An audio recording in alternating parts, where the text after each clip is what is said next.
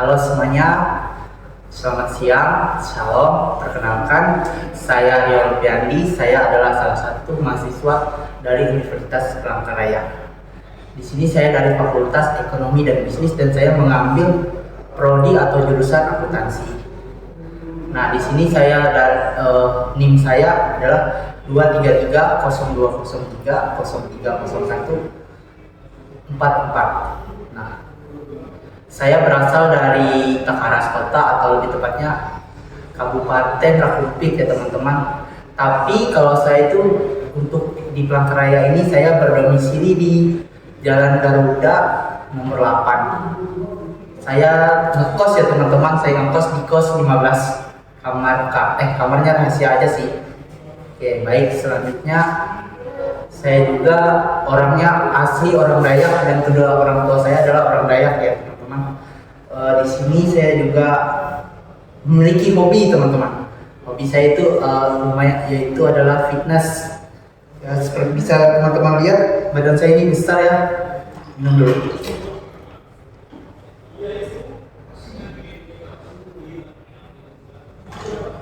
Di sini saya akan menjelaskan atau menjawab 6 pertanyaan untuk tugas saya dari mata kuliah akuntansi biaya.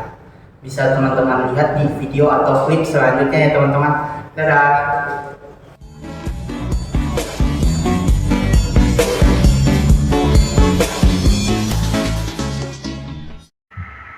Oke, jumpa lagi dengan saya Aryo Fendi. Di sini saya ingin menjawab atau memenuhi tugas saya sebagai mahasiswa, yaitu untuk menjawab UAS akuntansi biaya.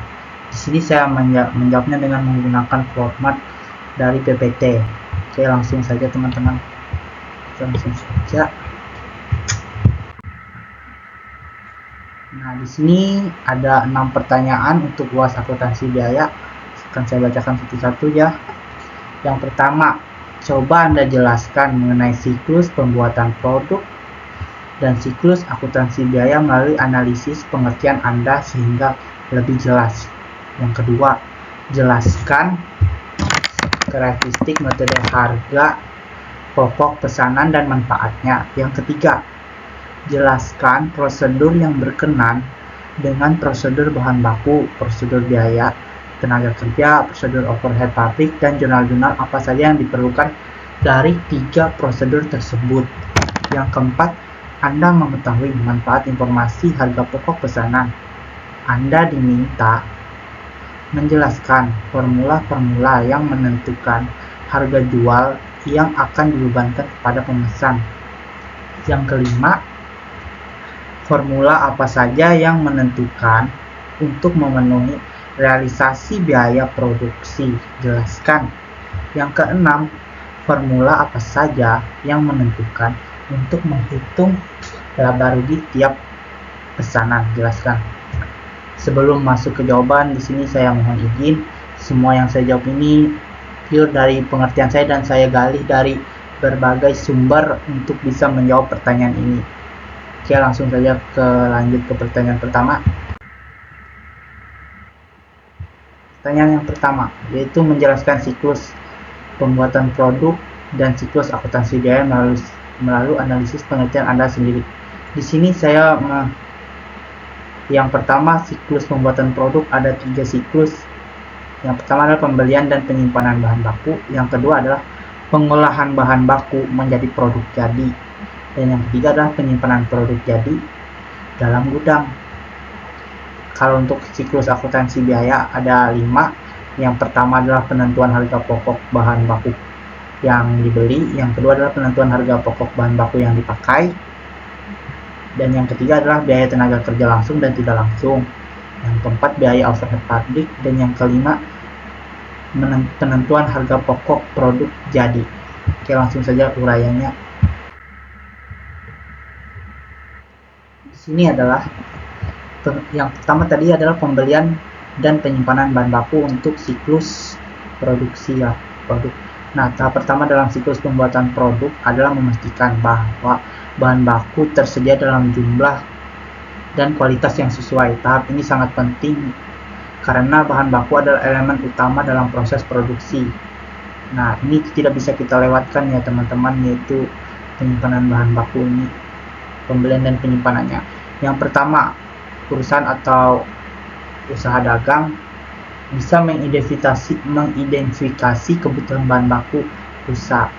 Nah, perusahaan menghitung kebutuhan bahan baku berdasarkan rencana produksi yang telah disusun, seperti jenis, jumlah, spesifikasi bahan baku yang ditentukan, seperti standarnya ya teman-teman, berdasarkan desain produk atau kebutuhan pesanan. Yang kedua, kita harus memilih pemasoknya. Nah, pemasoknya ini atau vendor, perusahaan harus memilih pemasok yang dapat menyediakan bahan baku berkualitas dengan harga kompetitif. Nah, faktor yang dipertimbangkan termasuk keandalan pengiriman, harga, kualitas bahan ukurnya ini ya teman-teman, kualitas bahannya, dan hubungan jangka panjang dengan vendor. Jadi itu kita harus memilah-milah, ada yang vendornya kualitas produknya A, B, dan C. Jadi tergantung kita juga. Nah, yang ketiga adalah pembelian dan pengiriman. Setelah pemasok dipilih, perusahaan melakukan pemesanan bahan baku. Ketika bahan baku tiba di pabrik, dilakukan inspeksi untuk memastikan bahwa bahan sesuai dengan spesifikasi yang dipesan. Jika bahan baku tidak memenuhi standar, nanti gue tutup.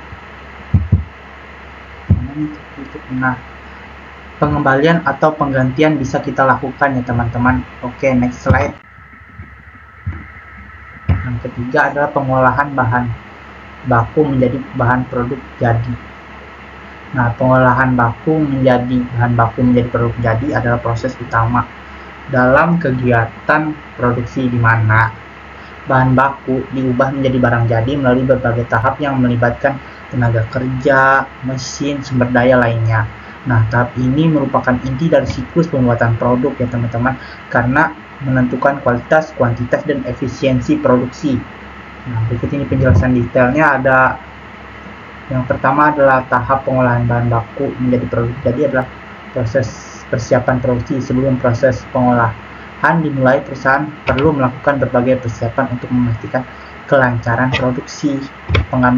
Pengambilan bahan baku yang diperlukan diambil dari gudang dan disiapkan untuk diproses. Pencatatan dilakukan untuk memastikan bahan yang diambil sesuai dengan kebutuhan, dan penyiapan tenaga kerja dan tenaga mesin tenaga kerja yang bertugas langsung dalam proses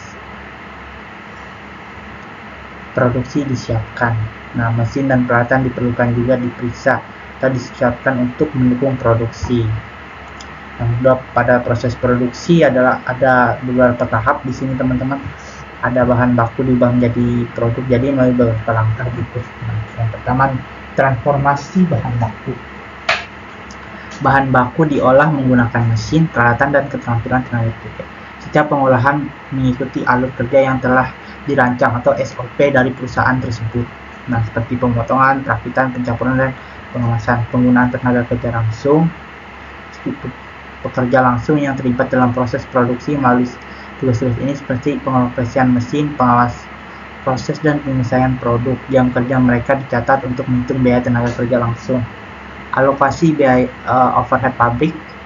Selain bahan baku dan tenaga kerja, biaya overhead seperti listrik, penyusutan mesin, dan perawatan dialokasikan. Kita tutup saya teman-teman. Dialokasikan ke produk. Biaya overhead dihitung menggunakan metode tertentu seperti tarif per jam kerja atau tarif per unit. Pengendalian produksi. Selama produksi, pengendalian dilakukan untuk memastikan proses berjalan sesuai rencana dan tidak ada pemborosan sumber daya jika ditemukan masalah seperti bahan baku yang tidak sesuai atau kerusakan mesin. Langkah korektif segera mungkin. Oke, next slide. Nah, tahap terakhir dari siklus produksi adalah penyimpanan produk jadi dalam gudang. Nah, setelah proses produksi tadi selesai, barang jadi dipindahkan dari area produksi ke gudang penyimpanan perusahaan. Yang pertama ada dua ya, pemeriksaan awal dan penataan dan penyimpanan produk. Nah, yang pertama adalah produk jadi diperiksa untuk memastikan bahwa jumlah produk sesuai dengan catatan produksi, kualitas produksi memenuhi standar sebelum disimpan di gudang, produksi bebas dari cacat atau kerusakan akibat proses produksi, dokumentasi penerimaan, catatan penerimaan dibuat untuk mendokumentasikan jumlah dan jenis produk yang masuk ke gudang, produk kemudian dicatat dalam sistem persediaan sebagai bahan jadi.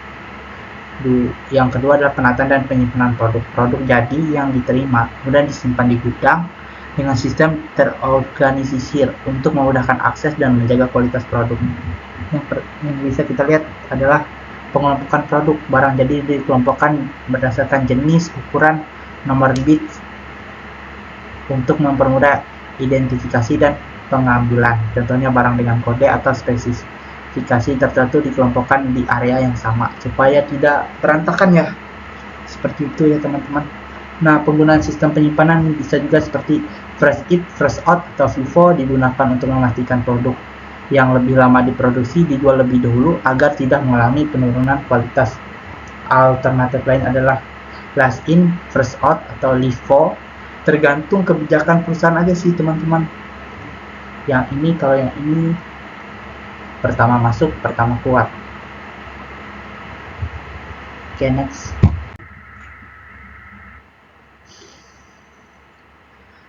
Nah, setelah tadi ini adalah siklus akuntansi biaya. Yang pertama penentuan harga pokok bahan baku yang dibeli. Nah, tahap ini menghitung biaya untuk mengelompokkan bahan baku yang digunakan dalam produksi.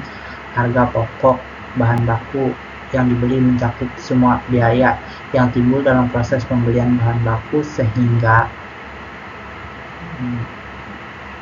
bahan tersebut siap digunakan dalam produksi. Komponen biaya yang diperhitungkan adalah harga pembelian bahan baku, biaya pengangkutan, biaya penyimpanan, pemotong pembelian. Rumusnya adalah bahan baku yang dibeli adalah harga bahan baku per unit dikali jumlah unit yang dibeli ditambah biaya pengangkutan potongan pembelian. Yang kedua, penentuan harga pokok bahan baku yang dipakai. Harga pokok bahan baku yang dipakai adalah total biaya bahan baku yang digunakan dalam proses produksi selama periode tertentu. Perhitungan ini penting untuk mengetahui berapa banyak ya teman-teman biaya bahan baku yang digunakan dalam pembuatan produk. Nah, perhitungan harga pokok bahan baku yang dipakai adalah metode pencatatannya bisa seperti ini juga. LIFO, FIFO, dan rata-rata tertimbang menghitung harga rata-rata dari bahan baku yang tersedia. Rumus dasar bahan baku yang dipakai adalah persediaan awal bahan baku ditambah pembelian bahan baku itu dikurang persediaan akhir bahan baku. Next.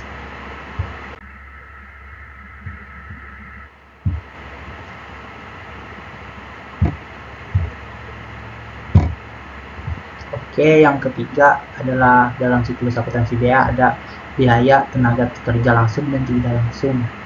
Nah, biaya tenaga kerja langsung atau direct labor, biasanya tenaga kerja langsung ini adalah upah atau gaji yang dibayar kepada pekerja yang secara langsung terlibat dalam proses produksi barang dari perusahaan atau usaha gitulah.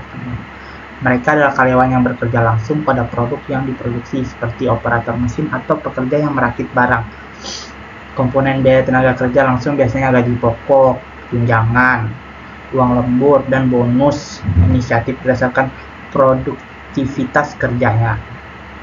Yang kedua adalah biaya tenaga kerja tidak langsung.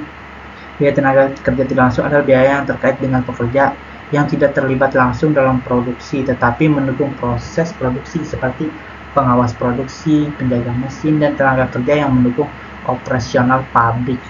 Contohnya biaya tenaga kerja tidak langsung seperti gaji pengawas, supervisor, gaji petugas pemeliharaan mesin, dan gaji staf administrasi yang mendukung proses produksi. Next slide. Yang keempat adalah biaya overhead pabrik ya di sini teman-teman pada siklus akuntansi biaya. Nah, biaya overhead pabrik ini adalah biaya tidak langsung yang diperlukan untuk menjalankan pabrik dalam proses produksi, namun tidak dapat langsung ditelusuri ke produk tertentu. Biaya ini mencakup biaya operasional yang mendukung tetapi tidak terlibat langsung dalam pembuatan produk.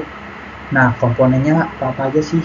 Nah, ini komponen biaya overhead pabriknya adalah biaya penyusutan mesin dan peralatan produksi, biaya pemeliharaan perbaikan mesin, biaya utilitas seperti listrik, air, gas yang digunakan dalam pabrik, biaya sewa pabrik atau ruangan produksi, biaya asuransi untuk pabrik atau peralatan produksi, dan biaya keamanan dan kebersihan. Pengalokasian biaya overhead.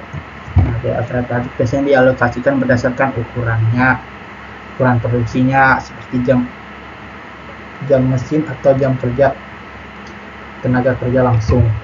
Next, yang terakhir, penentuan harga produk jadi. Nah, setelah kita melewati semua siklus akuntansi biaya, kita sampailah di akhirnya di sini ya teman-teman. Ya, nah itu penentuan harga pokok jadi. Nah, harga pokok jadi ini adalah total biaya yang dikeluarkan kita saat melakukan produksi barang hingga barang itu jadi dan siap untuk dijual. Nah, ini mencakup semua biaya langsung dan tidak langsung yang terkait dalam produksi seperti bahan baku, tenaga kerja langsung, dan biaya pabrik yang saya jelaskan sebelumnya. Rumus perhitungannya seperti ini teman-teman. Harga pokok produk jadi sama dengan bahan baku yang dipakai plus biaya tenaga kerja langsung plus biaya overhead pabrik. Dengan perhitungan ini perusahaan dapat mengetahui biaya total untuk memproduksi produk jadi dan kemudian menentukan harga jual yang sesuai agar memperoleh margin keuntungan yang diinginkan. Oke, next. Pertanyaan yang kedua, jelaskan karakteristik metode harga pokok pesanan dan manfaatnya. Nah, di sini ada karakteristiknya metode harga pokok pesanan. Yang pertama adalah pembebanan biaya berdasarkan pesanan. Biaya produksi dihitung untuk setiap pesanan atau proyek tertentu. Setiap pesanan memiliki laporan biaya terpisah yang meliputi bahan baku, tenaga kerja, dan biaya overhead pabrik. Yang kedua, pencatatan terpisah. Setiap pesanan dicatat secara terpisah dalam sistem akuntansi. Untuk setiap pesanan dicatat biaya langsung dan tidak langsung yang terlibat dalam produksi. Ini karena akuntansi biaya ini kayak sistemnya tuh sistem orang tuh bisa mesan. Jadi itu harus dipisah-pisah biar nggak kecampur gitulah. Intinya biar orang nggak pusing juga. Nah, penggunaan kartu pesanan yang ketiga. Untuk setiap pesanan, perusahaan biasanya menggunakan kartu pesanan yang mencatat semua biaya yang dikeluarkan. Yang keempat, kontrol biaya yang lebih ketat. Nah, karena setiap pesanan memiliki pembukuan biaya tersendiri, perusahaan dapat memantau dan mengendalikan biaya lebih efisien, fleksibel dalam menangani pesanan. Nah, metode harga pokok pesanan ini memungkinkan perusahaan atau lembaga usaha untuk mengelola pesanan dengan fleksibilitas lebih tinggi sesuai dengan permintaan pelanggan yang berbeda-beda. Oke, next. Kemanfaatnya. Nah, di sini ada 5 juga ya saya ambil. Yang pertama adalah penentuan harga pokok yang akurat karena biaya dihitung berdasarkan pesanan tertentu. Perusahaan dapat menentukan harga pokok yang lebih akurat untuk setiap produk dan layanan yang diproduksi. Yang kedua adalah pengendalian biaya yang lebih baik. Dengan memisahkan biaya berdasarkan pesanan, perusahaan dapat lebih mudah mengidentifikasi biaya yang tidak efisien atau melebihi anggaran, teman-teman. Yang ketiga lagi, menentukan layanan pelanggan. Perusahaan dapat menyesuaikan produk dan layanan sesuai permintaan spesifik dari pelanggannya karena setiap pesanan dihitung secara individual. Nah, jadi tuh perusahaan tuh bisa gitu menyesuaikan diri dengan pelanggan individu per individu. Yang keempat adalah menyusun laporan keuangan yang transparan. Dengan adanya pencatatan biaya per pesanan, perusahaan atau lembaga usaha dapat menyusun laporan yang lebih transparan terkait biaya produksi dan keuntungan dari masing-masing pesanan. Yang kelima adalah evaluasi kinerja yang lebih tepat. Nah, manajer dapat mengevaluasi kinerja produksi dengan lebih tepat mengetahui apakah suatu pesanan menguntungkan atau merugikan berdasarkan perhitungan harga pokok yang rinci. Nah, metode ini sangat cocok bagi perusahaan dengan produksi yang bervariasi atau tidak rutin, di mana setiap pesanan memerlukan perlakuan khusus dalam hal biaya dan manajemen produksi. Oke, next. Pertanyaan ketiga, jelaskan prosedur yang berkenan dengan prosedur bahan baku, prosedur biaya tenaga kerja, prosedur overhead pabrik, dan dengan apa saja yang diperlukan dari 3 prosedur tersebut. Yang pertama adalah prosedur berkenan dengan bahan baku. Prosedur yang menyangkut bahan baku adalah pembelian bahan baku dan penggunaan bahan baku. Untuk jurnal-jurnal yang diperlukan bisa teman-teman lihat di sini. Nah, di sini ada jurnal untuk mencatat pembelian bahan baku, persediaan baku, utang dagang, dan kas. Mencatat pembelian bahan penolong, persediaan bahan penolong, utang dagang, dan kas. Oke, lanjut teman-teman. Nah, prosedur pencatatan bahan baku yaitu ketiga, ini jurnalnya lagi ya teman-teman. Mencatat pemakaian bahan baku, BDP atau biaya bahan baku, untuk debitnya dan kreditnya persediaan bahan baku. Yang keempat adalah mencatat pemakaian bahan penolong, BOP sesungguhnya untuk debit, dan untuk kreditnya adalah persediaan bahan penolong. Oke, lanjut lagi ke prosedur biaya tenaga kerja. Nah, prosedur biaya tenaga kerja dapat dibagi menjadi dua tahap, yaitu mengumpulkan data-data upah, menjabarkan pendapatan karyawan, dan pembayaran gaji dan upah. Yang kedua, pembagian dan pembebanan biaya upah kepada masing-masing job bagi perusahaan dan kelompok-kelompok biaya lainnya. Oke, langsung saja teman-teman. Selanjutnya kita lihat jurnal-jurnal yang diperlukan. Biaya tenaga kerja, mencatat yang terutang untuk perusahaan. Ini ya kalau berutang ya perusahaannya, gaji dan upah pada debitnya dan kreditnya, utang, gaji, dan upah. Mencatat distribusi, BDP, BTKL, BOP sesungguhnya, biaya admin dan umum, dan biaya pemasaran. Pada debit dan kreditnya adalah gaji dan upah. Yang C-nya pembayaran biaya gaji dan upah, yaitu utang, gaji, dan upah pada debit, dan kasnya berkurang yaitu pada kredit. Prosedur biaya overhead pabrik. Biaya overhead pabrik dibebankan dengan tarif ditentukan di muka. Nah, tarif ditentukan di muka adalah suatu jumlah yang diperoleh dengan membagi total biaya overhead pabrik yang diestimasi untuk periode mendatang dengan total dasar alokasi biaya overhead pabrik yang diestimasi untuk periode mendatang, yaitu tarif BOP sama dengan estimasi BOP dasar dibagi alokasi biaya. Nah, BOP dibebankan sama dengan tarif BOP dikali dasar pembebanannya. Langsung saja lihat jurnal yang diperlukan. Jurnal yang diperlukan adalah untuk mencatat BOP-nya, biaya overhead pabrik yang dibebankan, BDP dikurang BOP pada debit, dan BOP yang dibebankan pada kredit. Nah, mencatat BOP yang sesungguhnya pada debit, dan kreditnya macam-macam rekening yang dikredit. Yang keempat adalah penutupan BOP yang dibebankan pada debit, dan BOP yang sesungguhnya pada kredit. Nah, selisih BOP itu bisa kita hitung juga teman-teman.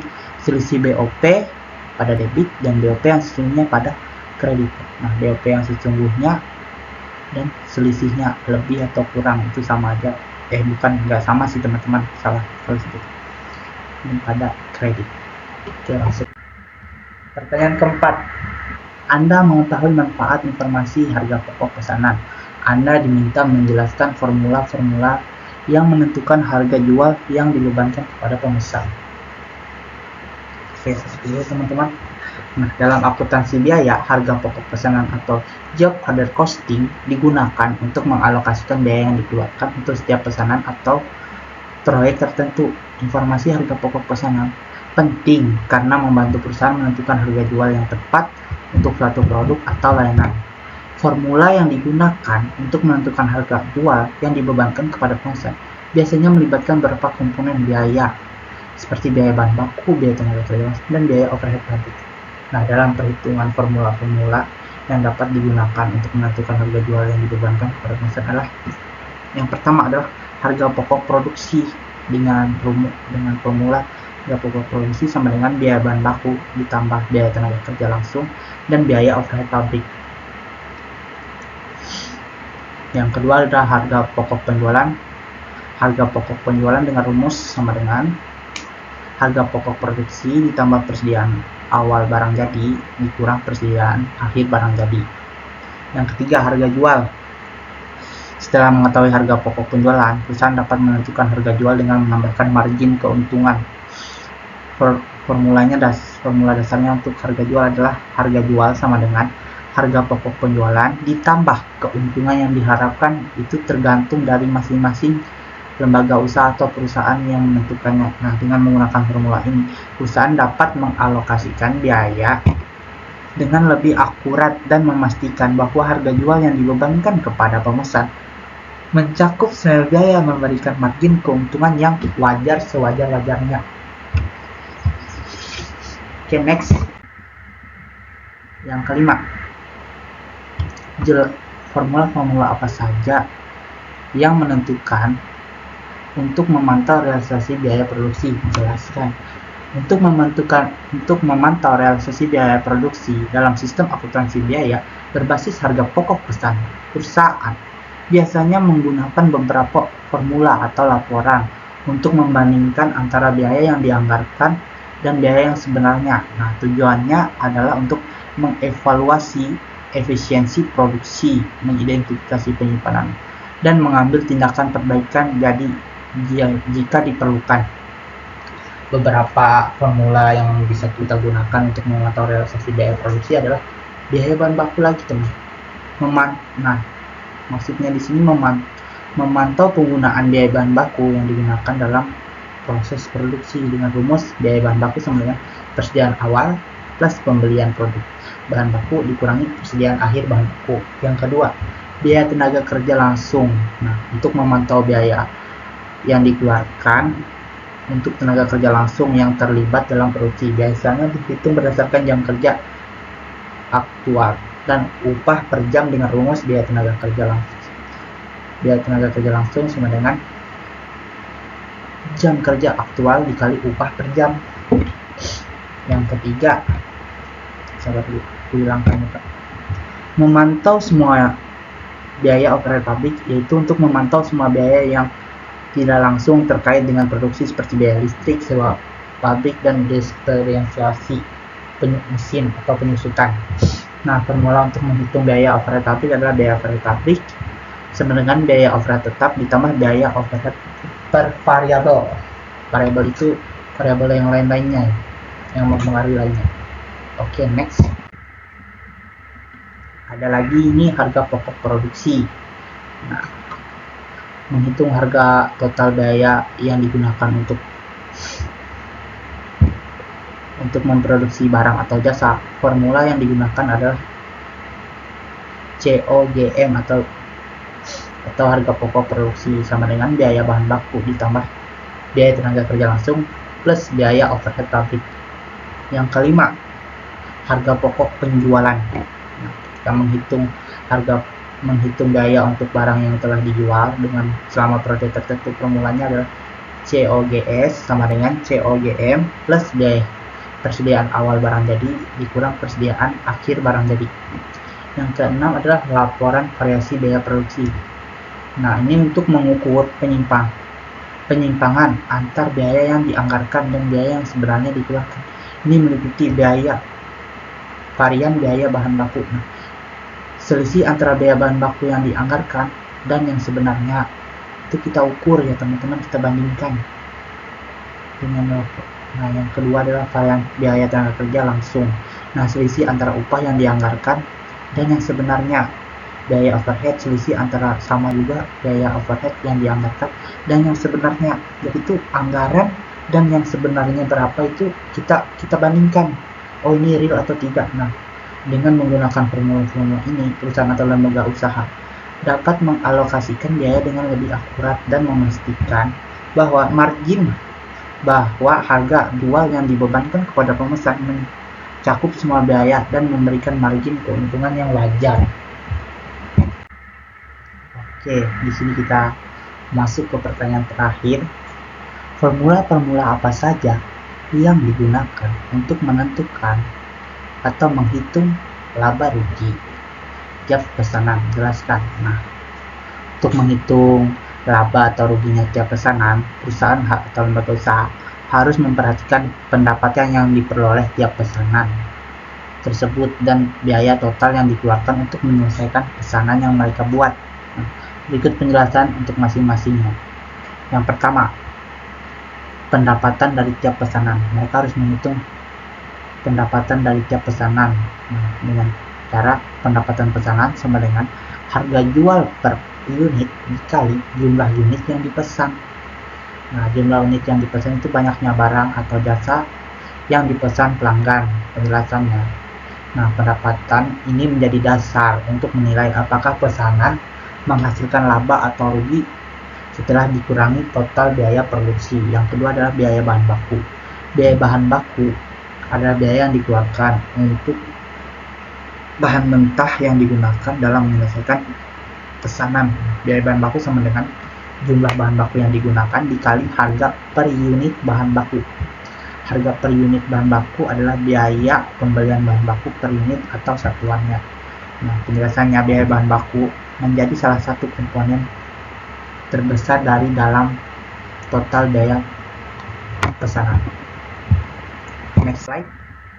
Nah, yang di sini ada biaya tenaga kerja juga yang kita hitung. Biaya tenaga kerja adalah biaya yang dikeluarkan untuk pekerja yang terlibat langsung dalam proses produksi pesanan. Biaya tenaga kerja langsung bisa kita hitung jam kerja langsungnya dikali upah per jamnya. Biar kita tahu itu kan kita total alokasi berapa nih kira-kira biaya yang kita keluarkan untuk biaya tenaga kerjanya. Nah, upah per jam ini besaran biayanya dibayarkan perusahaan untuk setiap jam kerja. Nah, penjelasannya, biaya tenaga kerja langsung mencerminkan upaya manusia dalam menyelesaikan pesanan atau karyawan lah manusia. Yang keempat adalah biaya overhead pabrik. Biaya overhead adalah biaya yang tidak langsung yang dikeluarkan untuk mendukung proses produksi seperti listrik, air, sewa gedung, dan depresiasi mesin. Biaya overhead sama dengan biaya overhead per jam atau unit dikali aktivitas produksi jam kerjanya atau unitnya. Nah, penjelasannya, biaya overhead dialokasikan untuk memastikan semua biaya produksi baik langsung maupun tidak langsung tercantum dalam perhitungan supaya kita nggak rugi. Masa kita nggak hitung mesin yang kita pakai 5 tahun nggak ada penyusutannya, kan rugi kita. Yang kelima adalah total biaya pesanan. Total biaya pesanan merupakan penjumlahan dari semua komponen biaya yang terkait dengan penyelesaian pesanan. Total biaya pesanan adalah sama dengan biaya bahan baku plus biaya tenaga kerja langsung plus biaya overhead. Jadi ini total biaya yang kita keluarkan untuk membuat produk itu jadi, produk yang dipesan itu jadi ya teman-teman. Yang keenam, laba atau rugi pesanan. Nah, laba atau ruginya dihitung dengan membandingkan pendapatan dari setiap pesanan dengan total biaya yang dikeluarkan. Ada pendapatan pesanan dikurang biaya total pesanan. Jika positif berarti kita ada untung, jika negatif berarti kita rugi. Nah, dengan perhitungan di atas tadi, perusahaan atau lembaga usaha dapat mengevaluasi probabilitas tiap pesanan dan mengambil keputusan strategis untuk memperbaiki efisiensi biaya atau meningkatkan margin keuntungan mereka. Oke, next. Oh, selesai. Terima kasih. Mungkin itu saja yang bisa saya jawab karena saya juga masih sama-sama belajar. Jika ada kurang dan salah kata, mohon dimaafkan. Mungkin video saya sampai di sini saja. Bye.